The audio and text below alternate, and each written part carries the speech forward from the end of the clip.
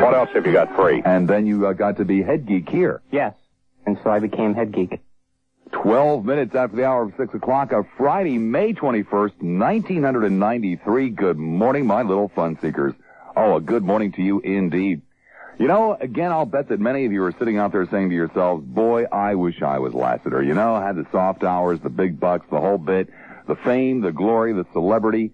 Well, it's not all what you think it is. You see, when you do talk radio, when you do any kind of radio, but especially when you do talk radio, it seems as though there is absolutely nothing that you can say that doesn't offend someone, no matter how benign, no matter how innocent it may seem. Yesterday, I took a long nap so that I'd be able to stay up last night and watch Cheers, okay? And so I got up around 4 o'clock, and I was really warm. It was really warm. The house just didn't seem cool to me at all, even though it wasn't that hot outside, and the air conditioning hadn't been, fudged with or anything like that, and the ceiling fans were on. I was just really warm, and I couldn't get cool, so I decided to go out and take a dip in the pool. And there were some leaves in the pool. There always are. So I decided to scoop out the leaves first, okay? And I lead a very quiet existence. I don't run around saying to people, hi, I'm Bob Lassiter, WSUN, 6 to 10 a.m. in the morning, you know? I'm not that kind of guy. There are some people in this business who are, like, Lionel. Hell, he'll stop you on the street and tell you who he is, in case you didn't recognize him. That's not my style. I don't walk up and down the street banging on my neighbor's door saying, hi, I'm Bob Lassiter. I'm a very quiet, rather shy man. So I'm out cleaning my pool, okay? And I notice out there, we have 2 bird-watching friends in the neighborhood, 2 pussycats. And they're very nice pussycats, and you know, they're kind of chubby, and, they just don't really, they just come and watch the birds. Oh, maybe once or twice a week the black one will take a stab at catching a bird, but it's comical. He never even comes close. The birds basically come over and swat the cats on their nose, with the wings and that kind of stuff, and fly away and go, ah. And I've even thought about feeding the cats, to tell you the truth. I've thought about leaving saucers of milk out there for them. But I haven't done that because they're not my cats. And, you know.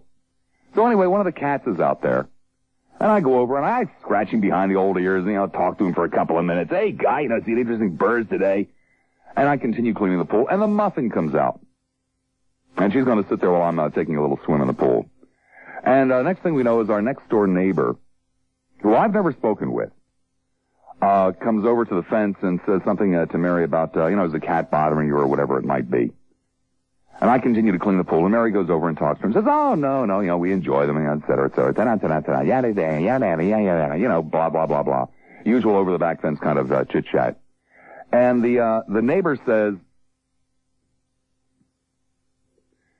oh, I hope Frisky, or whatever the cat's name is. I hope Frisky hasn't been bothering the birds.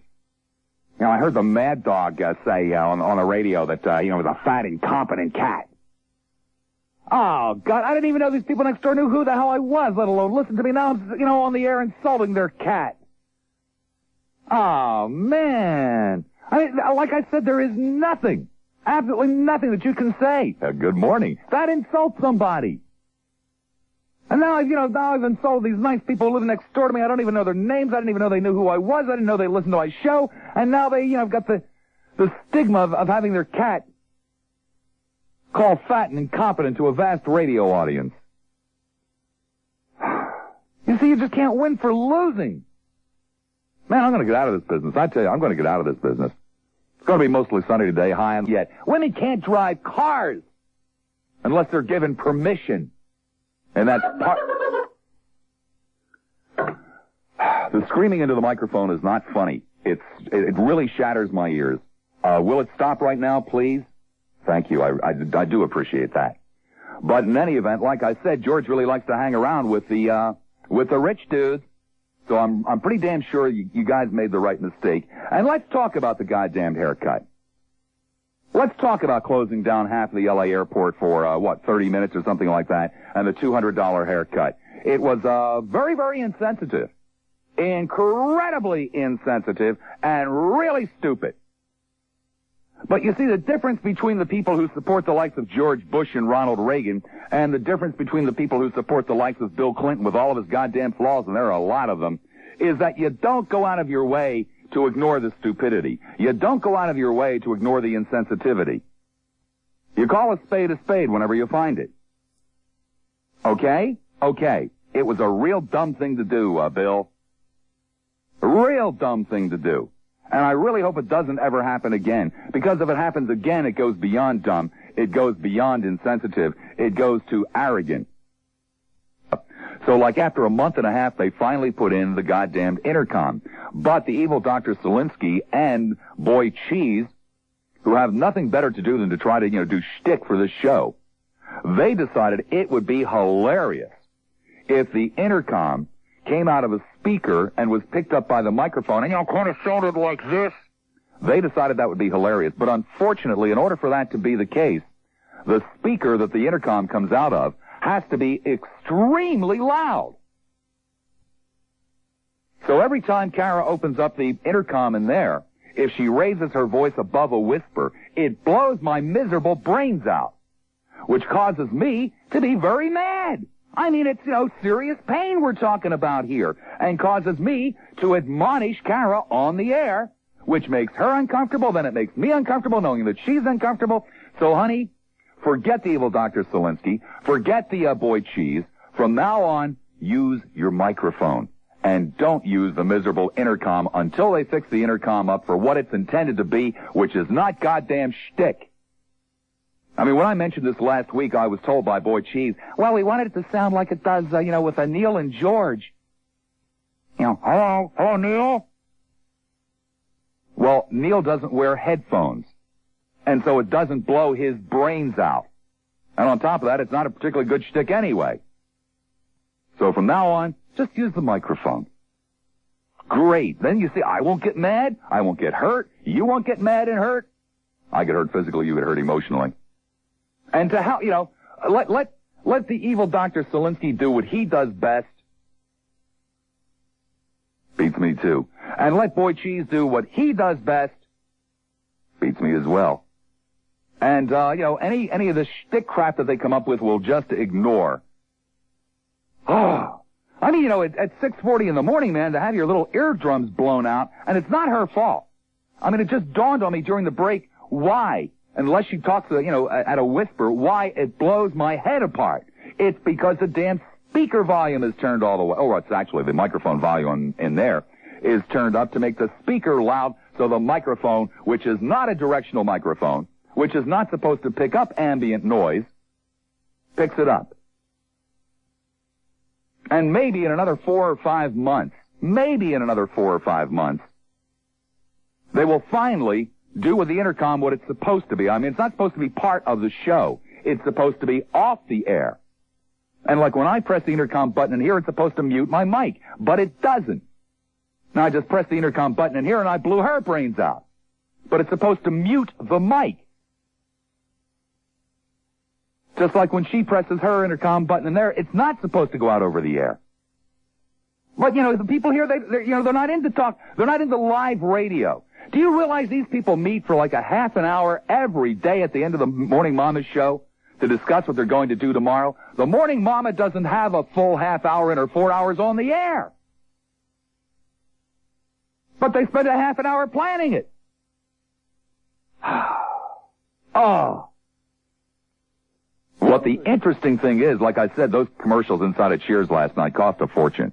I have no idea what the local rate was. I mean, we're not talking the $650,000 for the national spots, but they were primo and cost far more than they normally would. The interesting thing about that is, remember this asshole Opie Dopey, who last July said, we're not worried about them. Satellite programming. God, that just doesn't work. Of course, it's satellite programming that has saved his ass so far with Limbaugh. But nonetheless, and then when I came to town, we're not worried, just a cheap stunt, is suddenly in a panic. Suddenly in a panic. Aren't you, Opie baby, huh? Sure you are, Opie boy. How come you're listening to this instead of Gardner? I'll tell you why. Because even on my bad days, man, I'm not as boring as he is on his good days. And you are scared crapless, and you ought to be, Opie. Man, you should have bought 27 spots inside. You should have bought the whole damn show. I mean, it should have been Cheers, brought to you by WFLA. But we'll get to Cheers.